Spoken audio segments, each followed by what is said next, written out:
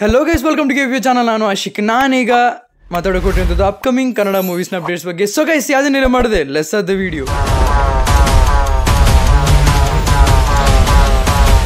ಏನಪ್ಪ ಕಾಟೇರ ಮಾರ್ಕೆಟಿಂಗ್ ನಿಮ್ಮದು ಅಬ್ಬಾ, ಅದ್ರ ಬಗ್ಗೆ ಮಾತಾಡೋಣ ಅಂತೆ. ಮೊದಲನೇದಾಗಿ ಅಪ್ಡೇಟ್ ಬಗ್ಗೆ ಮಾತಾಡೋದು, ಧನ್ವೀರ್ ಅವರ 5ನೇ ಮೂವಿ ಆಗಿರುವಂಥದ್ದು. 5ನೇ ಮೂವಿಯ ಅನೌನ್ಸ್ಮೆಂಟ್ ನಾಳೆ ಮೋಷನ್ ಪೋಸ್ಟರ್ ಜೊತೆಗೆ ಫಸ್ಟ್ ಲುಕ್ ಕೂಡ ಬರೋಕ್ಕೆ ಹೊರಟಿರುವಂಥದ್ದು ನಾಳೆ 5 ಗಂಟೆಗೆ ಸಂಜೆ.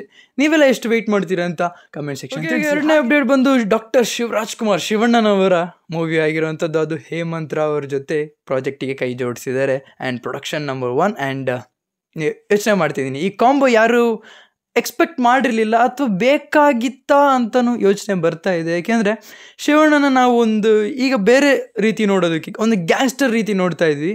ನೀವು ಯಾವ ಲೈನಿಗೆ ಹೇಳ್ಕೊಂಡು ಹೋಗ್ತಿದ್ದೀರಾ ಅಂತ ಯೋಚನೆ ಮಾಡ್ತೀನಿ. ಆ್ಯಂಡ್ ಡಿಫ್ರೆಂಟ್ ಟಾಸ್ಕ್ ಅಂತ ಡಿಫಿಕಲ್ಟ್ ಟಾಸ್ಕ್ ಅಂತ ಅನ್ಕೊತೀನಿ. ಅಂದರೆ ಡಿಫ್ರೆಂಟ್ ವೈಬ್ನ ಒಂದು ಮೂವಿ ಮಾಡುವಂಥದ್ದು.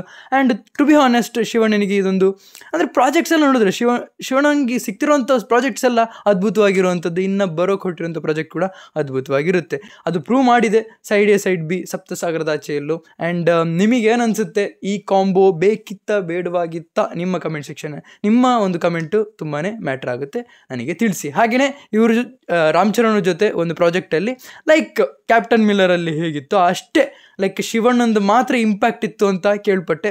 ಅಂದರೆ ಏನು ವಿಷಯ ಅಂದರೆ, ಪ್ರತಿಯೊಂದು ಜೈಲರಲ್ಲೂ ಕೂಡ ಇವ್ರದ್ದು ಇಂಪ್ಯಾಕ್ಟ್ ಕಂಪ್ಲೀಟ್ ಪ್ಯಾನ್ ಇಂಡಿಯಾದಲ್ಲೇ ಇವ್ರ ಇಂಪ್ಯಾಕ್ಟ್ ತುಂಬಾ ಅದ್ಭುತವಾಗಿತ್ತು. ಇದೆಲ್ಲ ನನಗೆ ಕೇಳಿಸ್ಕೊಂಡಾಗ ಓಕೆ, ಆ್ಯಸ್ ಎ ಕನ್ನಡಿಗನಾಗಿ ನಾನು ತುಂಬಾ ಖುಷಿಪಟ್ಟೆ. ಈ ಒಂದು ರೆಕಗ್ನಿಷನ್ ಅದು ಸಿಗಬೇಕು, ಈ ರೀತಿ ವರ್ಲ್ಡ್ ವೈಡ್ ಇವರಿಗೆ ಹೋಗಬೇಕು. ಜಸ್ಟ್ ಒಂದು ಸಿಂಪಲ್ ಗ್ಲಿಮ್ಸಿಂದ ಈ ರೇಂಜಿಗೆ ಒಂದು ಮ್ಯಾಟ್ರ್ ಆಗುತ್ತಲ್ಲ, ಒಂದು ಸಿಂಪಲ್ ಗ್ಲಿಮ್ಸ್ ಕೂಡ ಮ್ಯಾಟ್ರ್ ಆಗುತ್ತೆ ಅಂತ ತೋರಿಸ್ಕೊಟ್ಟಿದ್ದಾರೆ ಶಿವಣ್ಣ. ಈಗ ಮೂರನೇ ವಿಷಯ ಏನಂದರೆ, 28 ವರ್ಷದ ಸಿನಿಮಾ ಇಂಡಸ್ಟ್ರಿಯಲ್ಲಿ 28 ವರ್ಷ ಆಗಿದೆ ಕಿಚ್ಚ ಸುದೀಪ್ ಅವರಿಗೆ. ದ ಬಾದ್ಶಾ ಅಂತಲೇ ಕರೀತಾರೆ, ಅಂದರೆ ಇಂಡಸ್ಟ್ರಿಯ ಬಾದ್ಶಾ ಅಂತಲೇ ಕರೀತಾರೆ. ಯಾಕೆ ಅಂದರೆ, ನೀವು ಯಾವುದೇ ಒಂದು ಪಾತ್ರ ಕೊಡಿ, ಈಗ ಮೂವಿ ಆಗಲಿ ಅಥವಾ ಬಾಹುಬಲಿಲಿ ಅವ್ರದ್ದೊಂದು ಪಾತ್ರ ಆಗಲಿ, ನನಗೆ ಫೇವ್ರೆಟ್ ಪಾತ್ರ ಅವರು ವಿಲನ್ ಆಗಿ ಆ್ಯಕ್ಟ್ ಮಾಡಿದ್ದು ಈಗ ಮೂವಿಲಿ. ತುಂಬ ಒಂಥರ ಯಾರೂ ಆ ಪಾತ್ರಕ್ಕೆ ಫಿಟ್ ಆಗಲ್ಲ ಇವ್ರು ಬಿಟ್ಟರೆ ಅಂತ ಅನ್ನಿಸ್ತಾ ಇತ್ತು. ಅಂದರೆ ಯಾವುದೇ ಒಂದು ಪಾತ್ರ ಕೊಟ್ಟರು ಕೂಡ ಆ ಒಂದು ಪಾತ್ರಕ್ಕೆ ಕಂಪ್ಲೀಟಾಗಿ ಅವ್ರದ್ದೇನು ಶ್ರಮ ಕೊಡ್ತಾರೆ ಅಂದರೆ ಕಂಪ್ಲೀಟಾಗಿ ಆ ಕ್ಯಾರೆಕ್ಟ್ರಲ್ಲಿ ಇನ್ವಾಲ್ವ್ ಆಗಿಬಿಟ್ಟು ನಮಗೆ ಅದನ್ನು ಕನ್ವಿನ್ಸಿಂಗ್ ವೇಯಲ್ಲಿ ಅವ್ರ ಸ್ಕ್ರೀನ್ ಪ್ರೆಸೆನ್ಸ್ ಇರುತ್ತಲ್ಲ, ಅದು ನನಗೆ ತುಂಬಾ ಇಷ್ಟ ಆಗುತ್ತೆ. ಕಿಚ್ಚ ಸುದೀಪ್ ಅವರಿಗೆ, ಬಾದ್ಶಾ ಅವರಿಗೆ ಒಂದು 2-3 ಮಾತು ನಿಮ್ಮ ಕಡೆಯಿಂದ ಬರಲಿ ಅಂತ ಹೇಳ್ತಾ, ಹಾಗೆಯೇ ಈಗ ನೆಕ್ಸ್ಟ್ ಅಪ್ಡೇಟ್ ಬಂದು ಕಾಟೇರ ಬಗ್ಗೆ. ಕಾಟೇರ ಇದೇ 9ನೇ ತಾರೀಕಿಗೆ, ಅಂದರೆ ಫೆಬ್ರವರಿ 9ಕ್ಕೆ OTTಲಿ ರಿಲೀಸ್ ಆಗಿಕೊಟ್ಟಿದೆ. ಅದು ನನಗೆ ಹೇಳಿದ್ನಲ್ಲ, ZEE5 ಅವರು OTT ರೈಟ್ಸ್ನ ಬಾಚ್ಕೊಂಡ್ಬಿಟ್ಟಿದ್ದಾರೆ. ಆದರೆ ನೋಡಿ, ಕಾಟೇರ ಮಾರ್ಕೆಟಿಂಗ್ ಬಗ್ಗೆ ಮಾತಾಡೋದಾದರೆ ತುಂಬಾ ವರ್ಸ್ಟ್ ಮಾರ್ಕೆಟಿಂಗ್. ಆಮೇಲೆ ಕಮೆಂಟ್ ಸೆಕ್ಷನ್ ಯಾರು ಹೇಳ್ತಾಯಿದ್ರು ಲೈಕ್ ಹಿಂದಿ ಡಬ್ಬಿಂಗು ಚೆನ್ನಾಗೇನು ಆಗಿರಲಿಲ್ಲ ಬ್ರೋ. ನಾನು ಹೇಳ್ತೀನಿ, ಡಬ್ಬಿಂಗ್ ಮ್ಯಾಟ್ರ್ ಆಗಲ್ಲ, ಡಬ್ಬಿಂಗ್ ಆಗುತ್ತೆ, ಅದೆಲ್ಲ ಆಗುತ್ತೆ, ಹೋಗಿ ನೋಡ್ತಾರೆ, ನೋಡೋರು ಹೋಗಿ ನೋಡ್ತಾರೆ. ಆದರೆ ಮಾರ್ಕೆಟಿಂಗೇ ಇಲ್ಲ ಅಂದರೆ ಕಾಟೇರ ಮೂವಿ ಬಂದಿದೆ ಅಂತ ಯಾರಿಗೆ ಗೊತ್ತಾಗುತ್ತೆ? ಹೊಂಬಾಳೆದು ಕಾಂತಾರ ಯಾಕೆ ಇಟ್ಟಾಯಿತು ಗೊತ್ತಾ? ಅವ್ರ ಮಾರ್ಕೆಟಿಂಗ್ ಆ ಲೆವೆಲಿಗಿದೆ. ಯಾಕೆ ಸಲಾರ್ ಯಾರಿಗೂ ಗೊತ್ತಾಗ್ತಿರ್ಲಿಲ್ಲ, ಯಾವ ಆಚೆ ದೇಶದಲ್ಲಿರೋರಿಗೂ ಗೊತ್ತಾಗ್ತಿರ್ಲಿಲ್ಲ ಅವರ ಮಾರ್ಕೆಟಿಂಗ್ ಯಾವ ರೇಂಜಿಗಿದೆ ಅಂದರೆ. ಹೊಂಬಾಳೆಯವರ ಮಾರ್ಕೆಟಿಂಗ್ ನನಗೆ ತುಂಬಾ ಇಷ್ಟ ಆಗಿದೆ. ಅದು ಎಲ್ಲೂ ಕೂಡ ಕೈ ಎಟಕ್ಸೇ ಇರೋ ಜಾಗಕ್ಕೂ ಕೂಡ ಅವ್ರ ಮಾರ್ಕೆಟಿಂಗ್ ಅಲ್ಲಿಗೆ ಅವ್ರು ರೀಚ್ ಮಾಡಿಸ್ಲೇಬೇಕು ಅಂತ ಅವ್ರು ಡಿಸೈಡ್ ಆಗ್ತಾರೆ. ಅದು ನನಗೆ ತುಂಬ ಇಷ್ಟ ಆಗಿದೆ.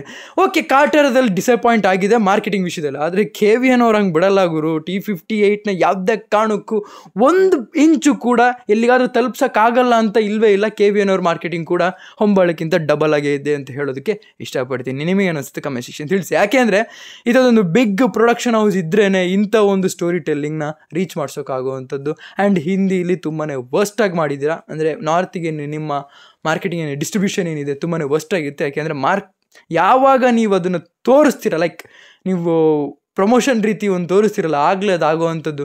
ನೀವಿಲ್ಲ ನಾನು ಹಿಂದಿ ರಿಲೀಸ್ ಮಾಡ್ತೀನಿ ಅಂತ ಹಾಗೆ ಬಿಟ್ಬಿಟ್ರೆ, ಯಾವುದೇ ಒಂದು ಪ್ರಮೋಷನ್ ಇಲ್ದಲ್ಲೇ ಏನು ಮಾಡ್ತೀರ ನನಗೆ ಗೊತ್ತಾಗ್ತಿಲ್ಲ. ಒಂದು ಪ್ರೊಡಕ್ಷನ್ ಹೌಸಲ್ಲಿ ಪರವಾಗಿಲ್ಲ, ನಾನು ಯಾವುದೇ ಕಾರಣಕ್ಕೂ ಏನು ಹೇಳೋದಕ್ಕಾಗಲ್ಲ. ಯಾಕೆಂದರೆ ರಾಕ್ಲೈನ್ ಸರ್ ಒಂದು ಹೇಳ್ತಾರಲ್ಲ, ಒಂದು ಪ್ರೊಡ್ಯೂಸರ್ ಆಗಿ ಅವ್ರ ಥರ ಯಾರೂ ಇಲ್ಲ ಅಂತ ಕನ್ನಡ ಇಂಡಸ್ಟ್ರಿಯಲ್ಲಿ ಹೇಳ್ತಾರೆ. ಆದರೆ ಅದು ಆಚೆ ತಲುಪಿಸೋ ವಿಷಯದಲ್ಲಿ ಅವ್ರ ಕೈಲಿ ಆಗ್ತಾ ಇಲ್ಲ ಅಂತ ಅನ್ಕೊತ ನನ್ನ ಅನಿಸಿಕೆ ಹಂಗಿರೋವಂಥದ್ದು. ನಿಮಗೇನು ಅನಿಸುತ್ತೆ ಕಮೆಂಟ್ ಸೆಕ್ಷನ್ ತಿಳಿಸಿ. ಇದಿಷ್ಟು ನನ್ನ ಅನಿಸಿಕೆ ಆಗಿರೋವಂಥದ್ದು. D58 is a massive movie ಅಂತ D57ಗಿಂತನೂ. ಆದರೆ D57 ಡಿಫ್ರೆಂಟ್ ವೈಬ್ ಕೊಡೋಕೆ ಹೊರಟಿದೆ. ಅದೆಲ್ಲ ಬಿಟ್ಟಾಕಿ D58 ಬಗ್ಗೆ ನಾನು ಯಾಕೆ ಹೇಳಿದೆ ಅಂದರೆ, ಕಾಟೇರಾಗಿರೋಂಥ ಫೇಲ್ಯೂರ್ ಏನಿದೆ ಅಂದರೆ ಮಾರ್ಕೆಟಿಂಗಲ್ಲಿ, ಅಂದರೆ ಆ ಒಂದು ಡಿಸ್ಟ್ರಿಬ್ಯೂಷನಲ್ಲಿ ಪ್ಯಾನ್ ಇಂಡಿಯಾ ರಿಲೀಸಲ್ಲಿ ಆಗಿರೋವಂಥ ಒಂದು ತಪ್ಪು D58 ಆಗದೆ ಇರಲಿ ಅನ್ನೋದು ನನ್ನ ಒಂದು ಆಸೆ ಆಗಿರೋಂಥದ್ದು. ಆಗಲ್ಲ, ಅದಂತೂ 100% ಹೇಳ್ತೀನಿ. ಆದರೆ D57ಗೆ ನೀವೇನಾದರೂ ಪ್ಯಾನ್ ಇಂಡಿಯಾ ರಿಲೀಸ್ ಮಾಡಬೇಕು ಅಂತ ಅಂದ್ಕೊಂಡಿದ್ದೀರಾ ಅಂದರೆ ಹೌದು, ನೀವು ಮಾಡಿದ್ದೀರಾ, ಅಂದರೆ ಪ್ಯಾನ್ ಇಂಡಿಯಾ ರಿಲೀಸೇ ಆಗಿರುವಂಥದ್ದು. ಆದರೆ ಯಾವುದೇ ಕಾರಣಕ್ಕೂ ರಾಕ್ಲೈನ್ ವೆಂಕಟೇಶ್ ಅವ್ರ ಥರ ಯಾವುದೇ ಕಾರಣಕ್ಕೂ ಒಂದು ಡಿಸ್ಟ್ರಿಬ್ಯೂಷನ್ ಇಟ್ಕೋಬೇಡಿ.